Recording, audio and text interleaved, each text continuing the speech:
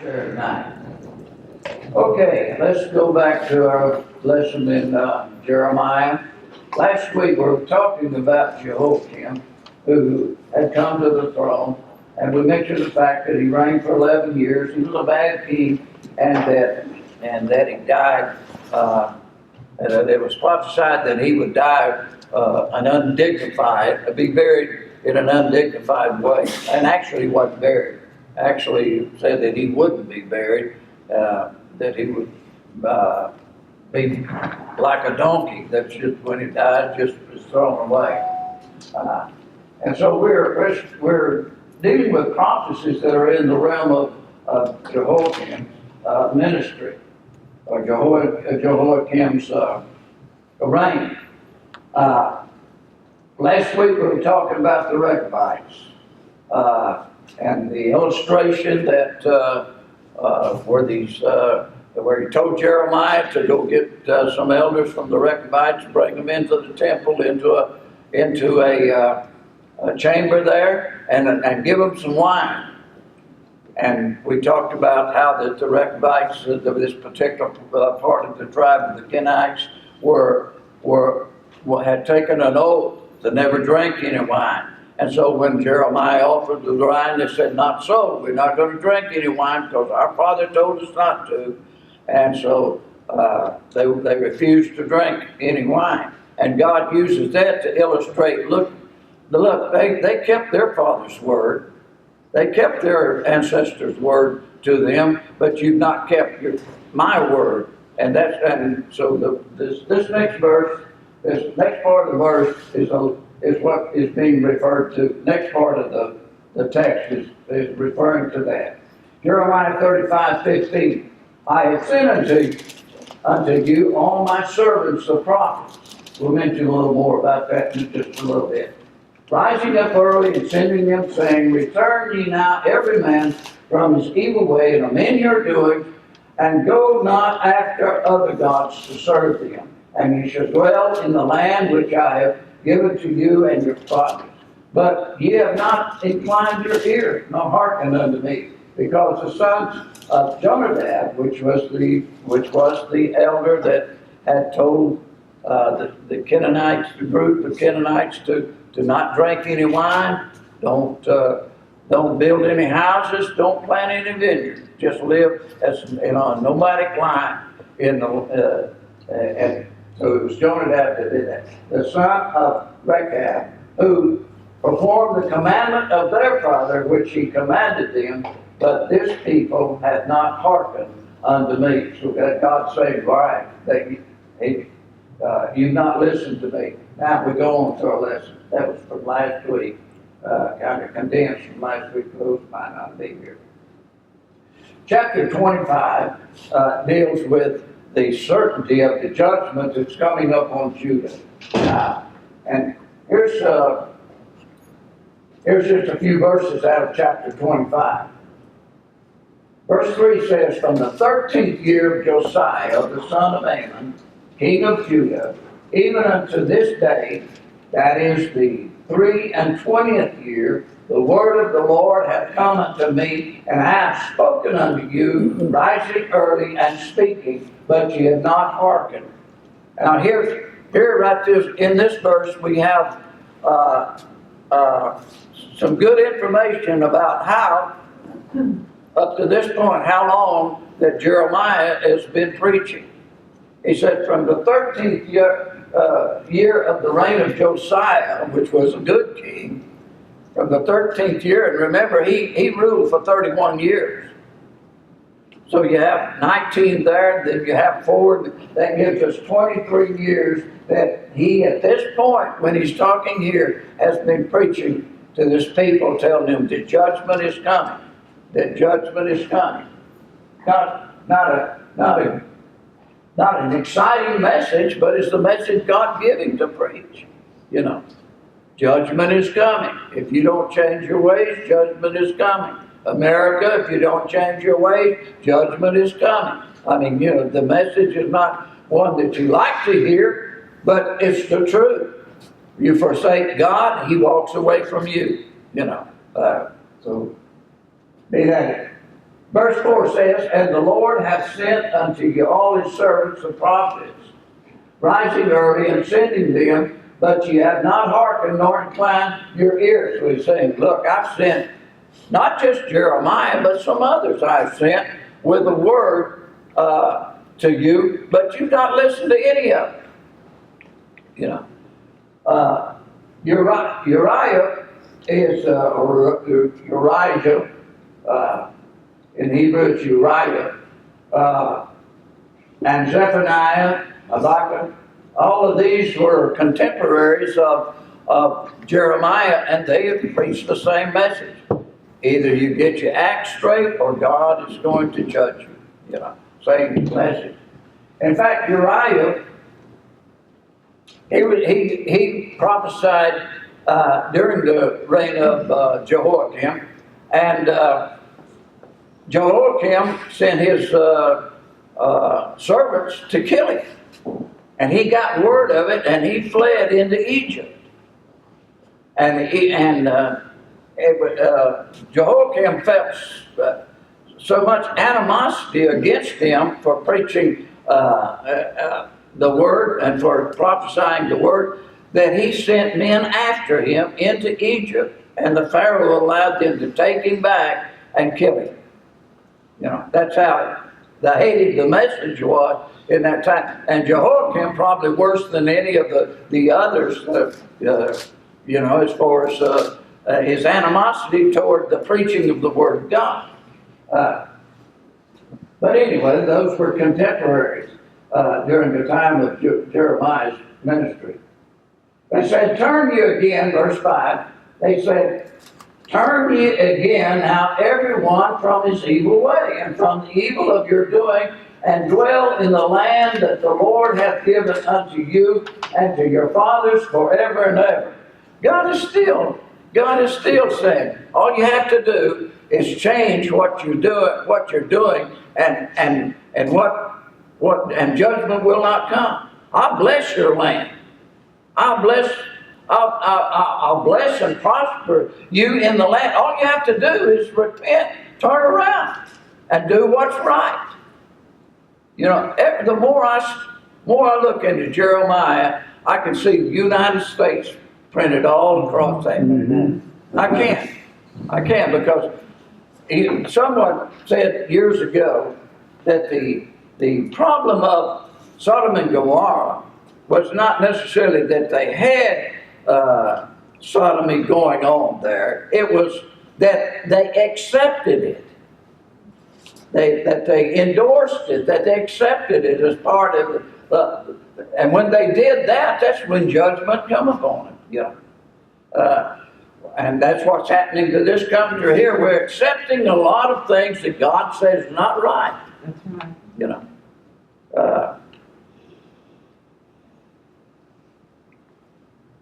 I even heard just recently that some school is taking the United States flag down out of in California somewhere, just because it offends somebody. You know, they take, you know, anything. I mean, it just it's an indication of how bad things are getting. And it seems like every time you open the newspaper or turn on the news, it seems like there's something else just added on to it that says that we're getting further and further and further away from God. Yeah, I guess, but like I said, when I look at Jeremiah and I see what God was telling Judah that was going to happen, the reason it was going to happen, I think, well, that's what's going on here. We've forgotten God. You don't want to talk about Jesus because they say, well, you're a bigot because you say that he's the only way. You know, he is the only way. Yes. A lady said, I get so tired of hearing that Jesus is the answer. Well, he is the answer. That's right. I don't know what you do with that. Raymond, it's funny, they don't call the Muslims bigots because Muhammad is the only way. No, and that's a pretty good indicator to me. See, I personally believe that the man of sin is going to come out of Islamic nation. I believe that. In fact, the matter is, if you read what John said is the criteria for being antichrist, it fits Islam. Reason being because they say God had no son, Jesus was not the Son of God, and John says anyone who denies that Jesus Christ is come of God is antichrist. And then of course everything that's going on over there now just to me just indicates, hey, I think we're about ready to go home. Yeah. I think we're about ready to get out of this place, and I think what's going to happen then, it's going to all break loose. You know, that's me. In fact, I'm kind of excited about the time we're living in. In fact, this year, you know, might be this year, folks. You know, it might be this year. In fact, I got chills running up that. I am looking for the coming of the Lord. Yes. You know, He's coming for those that look for His appearing. You know, I'm looking for Him to come, and said that we as Christians, we're not going to be taken unawares. We're looking for His coming. We're looking for His coming. But anyway, getting back to our lesson. Verse 6 says, "And go not after other gods to serve them and to worship them, and provoke me not to anger with the works of your hand, and I will do you no harm." God's saying, okay, turn around and I'll do you good. Turn around, I'll do you good. God's out to do us good, folks. That's the truth of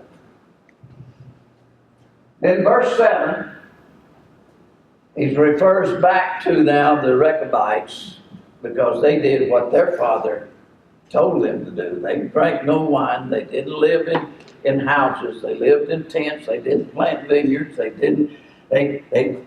lived a nomadic life, you know. And that in verse 7 he says, "Yet ye not hearken unto me, saith the Lord, that ye might provoke me to anger with the words of your hands through your own heart." He said, you've done just opposite of what I wanted you to do. Then in chapter 25, he goes and tells us, now you got to remember, if you go back to that other, he said, in the 12th year of the reign of Josiah, he began his ministry. And he said, went ahead and said, which makes it now the 23rd year of the reign of Jehoiakim. What's happening right now is that the armies of Nebuchadnezzar is gathering against Israel. In fact, it was 4 years into his ministry when Nebuchadnezzar defeated Pharaoh Necho at Carchemish. And now he's at Jerusalem, and he's ready to take Jerusalem. That's what's going on right now in this particular time of Jehoiakim's ministry. And God is telling him, desolation will come in the form of Nebuchadnezzar. Therefore, verse 8 says, "Therefore thus saith the Lord of hosts, because ye have not heard my word, behold, I will send and take all the families of the north." He's referring to Babylon. He's referring to the Chaldeans. "Behold, I will send and take all the families of the north, saith the Lord, and Nebuchadnezzar." Now, that's not a misprint. Nebuchadnezzar. In fact, I checked that out some time ago. Thought maybe the King James Version just got it wrong. But come to find out, it can be spelled either way. The King James does spell it this way. Nebuchadnezzar,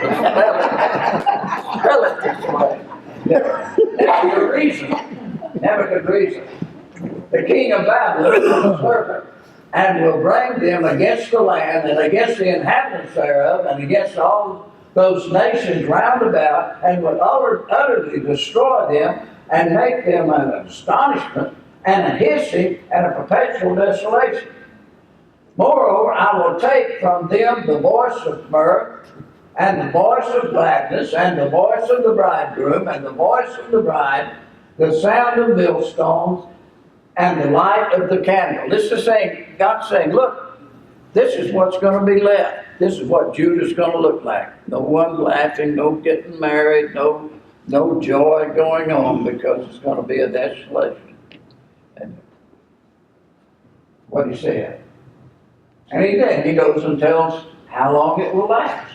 Now this is what Daniel, remember in the book of Daniel, when Daniel was studying, this is where he realized that the captivity would only last for a certain amount of time. It's from Jeremiah's writings here. And he says in verse 11, and this whole land shall be a desolation and an astonishment, and these nations shall serve the king of Babylon, how long? 70 years. How many of you know why 70 years? How many of you remember the reason that God said 70 years? And that they didn't obey the feast for that many years. They It's The Jubilee years they did observe. They didn't observe the feast. Isn't that a combination of different things that comes up to 70 years? No, it was just one thing. A generation? Is it because it's that generation? Okay, here was the reason. For 490 years, if you look at it, it's 490 years, they had not kept the sabbatical. That is, every 7 years, the land was supposed to be allowed to rest. Right. You know. The Jubilee was every 50 years, but it's a sabbatical. It's the word Shemitah in the Hebrew. So they had not kept, over 490 years, they had not kept the sabbatical and let the land rest. So God gets his years for the land back by pushing them completely out of the land. And that's why he says it's going to be a desolation.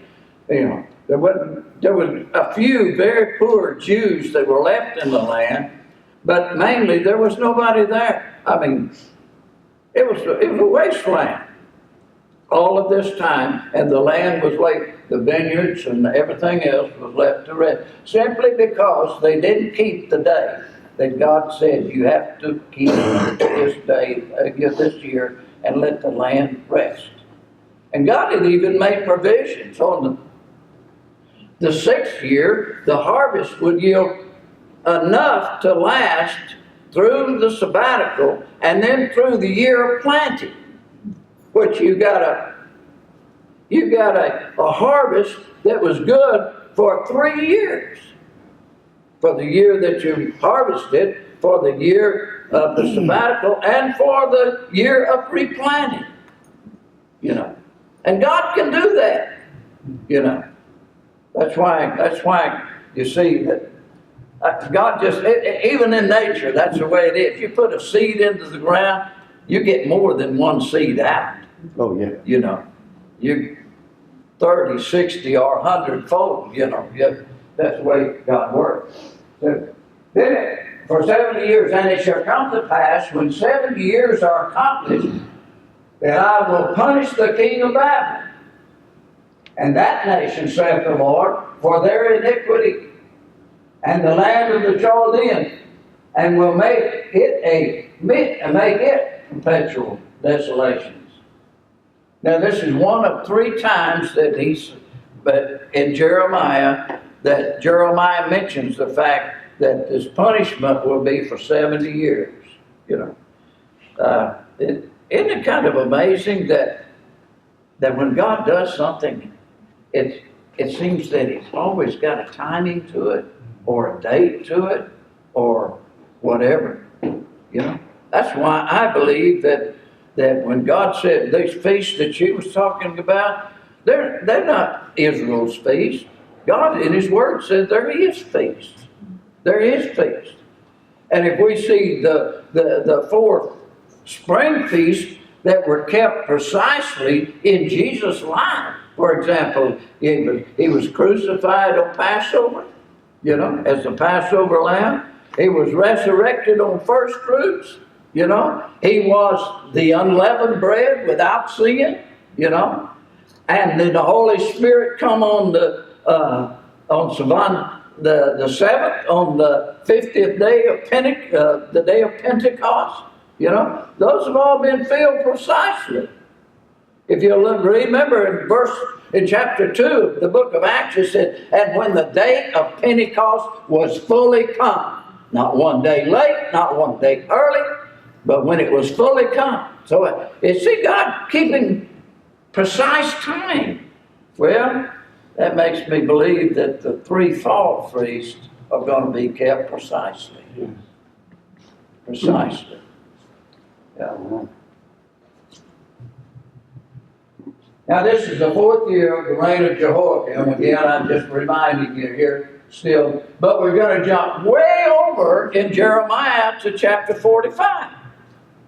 But we're still in the 4th year. Now, and I told you when we started this, that these prophecies don't always end up in order. You know, we're going way over to 45, but it's still in the 4th year of the reign of Jehoiakim. And in this chapter, the reason we go there is because Jeremiah is not the only one that's having the difficulty with people not, you know, not getting saved or turning back to God, you know. I know I've told this before, but Pastor Judy's brother goes to Assembly of God Church there in Columbus, Georgia. And the pastor that's there now is not the one that I'm going to refer to, but the pastor that used to be there. We visited one time and we had gone to church. Well, we visited a lot, but we'd gone to church with him on this particular time. And he was telling about when he was young that he'd been assigned to a little church in a little town, and nobody was going there. I mean, it was just him and his wife. And he said, I believe it was 2 years. He said they assigned for 2 years. He said for 2 years I'd get up every Sunday and I'd preach. Nobody but my wife sitting out there in that deal. He said I'd get up and preach. And then he said I couldn't get her to raise her hands. I couldn't get her to come to the altar.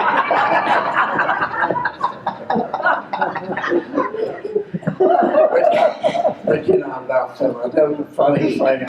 But anyway, here Jeremiah and Burrough is doing the same thing. They've been preaching. They just couldn't get anybody. I mean, nobody was. The nation wasn't coming to God. You know. Well, Jeremiah's not the only one that got discouraged. Burrough, he was having a problem with everything too. And here's the way it said in verse 2 of chapter 45. Says, thus saith the Lord, the God of Israel, unto thee, O Burrough. Thou didst say, now this is what Burrough said, woe is me. For the Lord hath added grief to my sorrow. Things are just not working out like I thought it would, you know. I mean, I'm following this great man, Jeremiah, who God is speaking through. I just figured that there would be a great revival take place, you know. So it was getting to Burrough, and said, I fainted in my sighing, and I had no rest. So Burrough is having a problem, but God comes to the aid. Maybe not now, but God is going to show up when He needs to show up. Essentially what it said. Because God comes along and guarantees Burrough's personal safety. Verse 5 says, and seekest thou great things for thyself? He's saying, but wait a minute. It's not all about you, Burrough. It's not what you think. You know, you think if everything turned around and success comes, you think that's what it's all about? That's not what it's all about. You seek the great things for thyself. seek them not, for behold, I will bring evil upon all flesh. He said, I'm going to do what I said I'm going to do. But he said, because you have been faithful to Jeremiah and have been his co-worker and so forth, but thy life will I give unto thee for a prey. That's like saying, okay, I'm going to treat your life like you had won a huge battle, taken a vast land, and that you were collecting all of the bounty. You know, all of the good stuff to yourself. You know, that's in all the places whither thou goest. Now, if you, and I don't know whether we get to it later, but essentially that's what happened. When the general, Nebuchadnezzar's general, finally took and destroyed Jerusalem, he gave Jeremiah a choice. Said, you can do what you want to, Jeremiah. You can either go to Babylon, you can stay here, you can do whatever you want to. Because you found favor with us. And Burrough was the same way. That's what he said. He said to him, you can go where you want to go and you can do what you want to do. And that's what ended up happening. Is that he stayed with Jeremiah in the reign of Zedekiah. They went to be with him when Zedekiah was assassinated. Well, a prince by the name of John or Johanan, they're going to Egypt, and Burrough and Jeremiah evidently go with them. But they could go. They were allowed to do it. God said, "I'm going to give you your life. You do what you want to." So that's what we find in the reign of Jehoiakim. Now Jehoiakim didn't like Burrough. He didn't like Jeremiah. In fact, just like he had the other prophet killed, he was trying to kill Jeremiah and Burrough. But God, the Bible says God hid him. God hid him. That's kind of a neat thought, If God don't want him to find you, you're not going to find him. That's right. And this, now we go back to 36. Still in the ministry of in the reign of Jehoiakim. Baruch, he said Baruch, didn't he? It's Baruch. Not Baruch. Wow.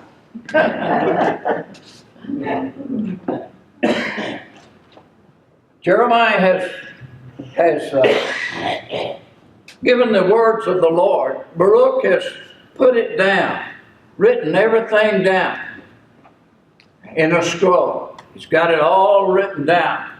Well, now, Jeremiah is in hiding or in prison. And so what Burrough does is he goes into the temple and he reads this in the presence of all of the people. This prophecy. Kind of interesting. Just show you what kind of...